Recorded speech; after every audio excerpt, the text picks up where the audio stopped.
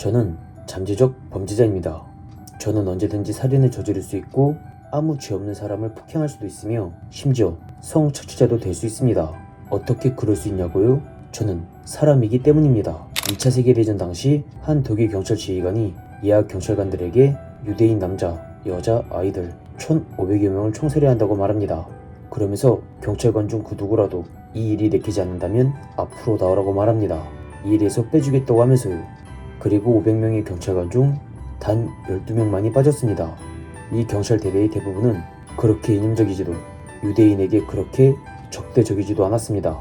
전쟁 전 제빵사나 목수, 상인과 같은 직업을 가졌던 독일에서 매우 평범한 사람들이었죠. 그럼에도 불구하고 대다수가 학살을 선택했습니다. 충분히 뺄 수 있었는데도 불구하고요. 당시 독일의 다른 학살 부대들도 이와 비슷했습니다. 학살 명령이 불응했다고 처형이나 징역과 같은 처벌은 받지 않았죠. 배신자, 겁쟁이와 같은 욕은 좀 먹었지만 학살은 강제가 아닌 엄연한 선택이었습니다. 하지만 사살 명령을 거부한 경찰관들은 극소수에 불과했죠. 왜 그랬을까요? 바로 따돌림 때문이었습니다.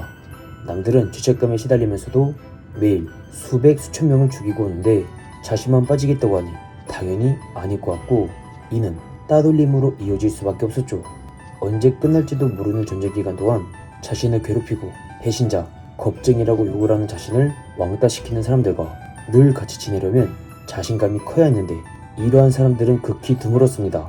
이러한 따돌림 때문에 경찰 대대 대다수가 학살에 가담했고, 심지어 학살에 응하지 않던 사람들도 결국 학살에 가담하였죠. 그만큼 인간에게는 사회적 처벌이 법적 처벌만큼이나 견디기 힘든 처벌이었다는 것입니다.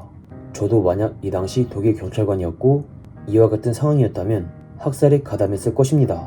적군과 민간인이 구분이 되지 않는 전쟁터에서 1초의 늦은 대응으로 제가 죽을 수도 있는 그런 상황이라면 저는 주저없이 민간인에게 총격을 가하거나 폭행을 가했을 것입니다.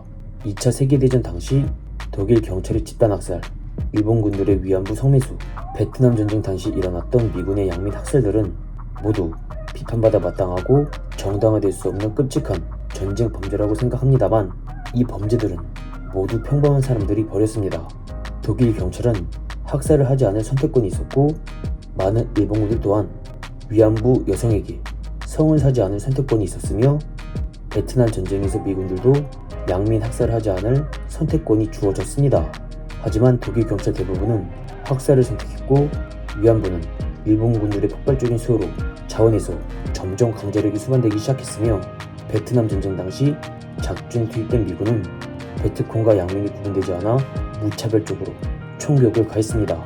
여러분들은 그 당시 독일 경찰, 일본군, 미군이 되었다고 가정하면 나는 그러지 않을 거야 라고 자신있게 얘기할 수 있습니까?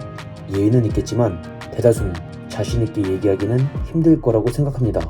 그래서 저는 어떤 사건이 일어나면 그 사건을 일으킨 사람을 비판하기 전에 먼저 상황을 생각했으면 좋겠습니다. 물론 연쇄살인범 유영철, 강호순, 살인을 해보고 싶었다는 정유정 등과 같은 진짜 악마들도 있지만, 이들을 제외한 대다수의 평범한 사람들도 충분히 상황에 따라 살인을 저지를 수 있고 폭행도 저지를 수 있으며 성착취를 할 수도 있습니다. 아니, 실제로 역사에서는 충분히 그럴 수 있다고 말하고 있습니다.